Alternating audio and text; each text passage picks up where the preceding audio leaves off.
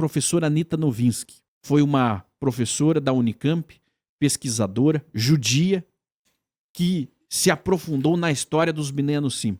Dizem que no Brasil existem cerca de 70 a 100 milhões de brasileiros com histórico judaico, com origens judaicas. Brasileiros estes com nomes comuns, nomes que nós conhecemos aí no dia a dia, né? De repente a sua família tenha esses nomes. Os Abrantes, Aguilar, Almeida, Álvares, Amorim, Andrade, Avelar, Azevedo, Barros, Bastos, Belmonte, Brandão, Bravo, Brito, Bueno, Cáceres, Caetano, Campos, Cardoso, Carneiro, Carvajal, Carvalho, Castro, Crespo, Coutinho, Dias, Dourado, Duarte, Elias, Estrela, Ferreira, Franco, Gato, Gonçalves, Leão, Lemos, Lobo, Lombroso. Estou resumindo aqui, né?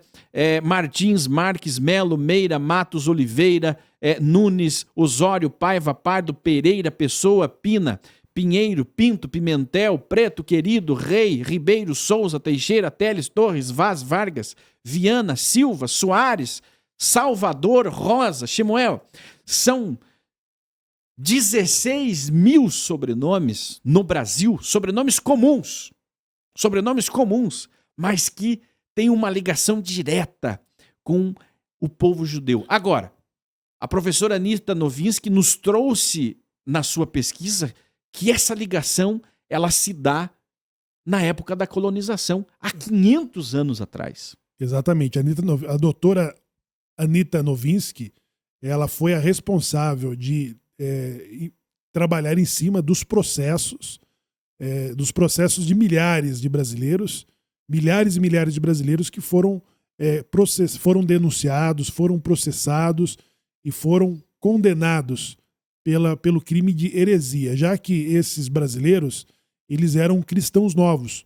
Os cristãos novos eram ninguém mais, ninguém menos do que judeus que foram convertidos na Espanha e em Portugal pela igreja, ou pela troca de permanecer no país, ou convertidos à força, que os tornam conhecidos pelos próprios cristãos, pela igreja, como cristãos novos. Já pelo hebraico, como Bnei Anussim, filhos dos forçados. E os marranos chamavam os mesmos de... os espanhóis chamavam os mesmos de marranos, ou seja, é uma palavra pejorativa. Então, esses processos, esses nomes que constituem o mapa que traça exatamente todas essas famílias aqui anunciadas pelo Shimon, essas origens, essas evidências que soma-se às práticas judaizantes, a cultura brasileira criptojudaica, que foram desenvolvidas por esses brasileiros para esconder o seu judaísmo dos olhares indiscretos dos cristãos velhos, que eram os que denunciavam as práticas judaizantes com interesse do confisco dos bens da casa e dos pertences que eram desses cristãos novos, que a coroa, através do Santo Ofício, dava como incentivo para essas denúncias. E o que ficou constatado é que, mediante essas denúncias, havia o apelo ao Tribunal do Santo Ofício que não executassem, que não matassem e que tivessem piedade daquele cristão novo.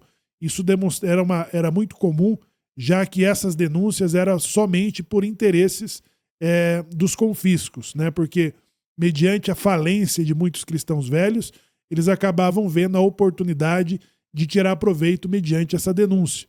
E o que torna o Brasil e dá ao Brasil essa grande população da presença judaica de todos esses tempos, né? Tanto da presença holandesa no Nordeste, como também dos colonizadores que vieram junto com os bandeirantes, que identificado pelo historiador Sérgio Buarque de Holanda, que mais de 90% deles eram cristãos novos, o que dá ao Brasil quase a metade da sua população de origem judaica. Muito bem. Se você quer aprender sobre as suas origens, quer aprender mais sobre essas origens, entre em contato conosco nesse número de WhatsApp e diga: quero aprender sobre as raízes judaicas do Brasil. Ali você será direcionado para o nosso grupo especial do WhatsApp, onde nós publicamos todos os dias as aulas, os cursos a respeito desses temas, com professores especializados que vão traçar a jornada dos judeus desde Jerusalém até a chegada no Brasil e a colonização brasileira que transformou o Brasil. Então, quando você lembra das suas aulas de história sobre a colonização brasileira, não é falado sobre o papel judaico na construção do Brasil. É falado sobre os portugueses, sobre os holandeses, sobre os espanhóis, mas dos judeus e quem eram esses holandeses, quem eram esses espanhóis e o papel que eles desempenhavam. E as perseguições feitas aqui contra estas famílias, isso não é falado na escola, né? Isso os professores não falam. Por quê? Porque é uma história oculta, uma história que agora está sendo revelada. E o fenômeno, Shemuel, que mais nos deixa intrigado é milhares de famílias brasileiras estão retornando ao judaísmo. Ora, a história oculta, agora revelada, despertou um movimento de retorno, onde hoje nós temos brasileiros que retornaram ao judaísmo e hoje vivem em Israel como cidadãos israelenses. Isso é muito interessante. As pessoas vão se valer das mais diferentes formas, né? E dependendo das circunstâncias em que ela descobre a sua identidade.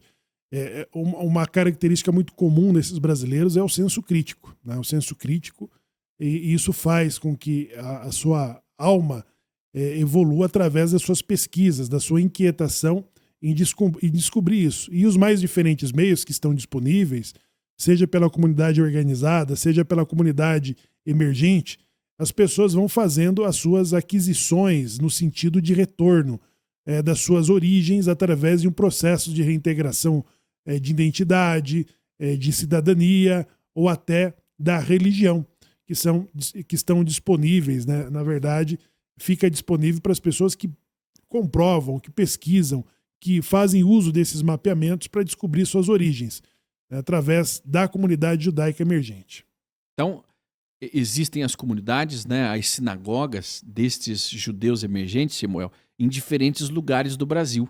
Né? Na capital paulista, em Belo Horizonte, Goiânia, Distrito Federal, em Curitiba, no Paraná, Campinas, no interior de São Paulo, Criciúma, Santa Catarina, Colatina, no Espírito Santo, Belém do Pará, Campina Grande, na Paraíba, São Luís do Maranhão, Imperatriz do Maranhão, e muitos outros lugares, né? Você pode Belo entrar Horizonte. em contato. Falou Belo Horizonte? Falamos Belo Horizonte. Você pode entrar em contato e descobrir aonde está, se existe alguma comunidade emergente que promove a reintegração das pessoas que têm essas origens. Você que quer conhecer mais a respeito das origens judaicas do Brasil, faça contato conosco neste QR Code, né? Você pode apontar o telefone para ele ou discar aí nesse número de WhatsApp. É o WhatsApp, não ligue, não adianta ligar. É o número de WhatsApp onde você vai solicitar participar do nosso grupo. Quero aprender mais sobre a história judaica do Brasil ou sobre as raízes judaicas do Brasil. 100 milhões de brasileiros têm uma história com Israel. E está explicado por que milhares de pessoas nos acompanham todos os dias e defendem e amam Israel. Independente do governo, independente da posição do presidente, o brasileiro ama Israel. Na maioria. Existem sim aqueles que não gostam, que detestam Israel, que amaldiçoam Israel, mas a maioria dos brasileiros amam Israel por N motivos. Mas a raiz desse amor está na história. A história destes judeus que vieram para o Brasil e deles somos todos descendentes. Um abraço a você e nós voltamos a qualquer momento.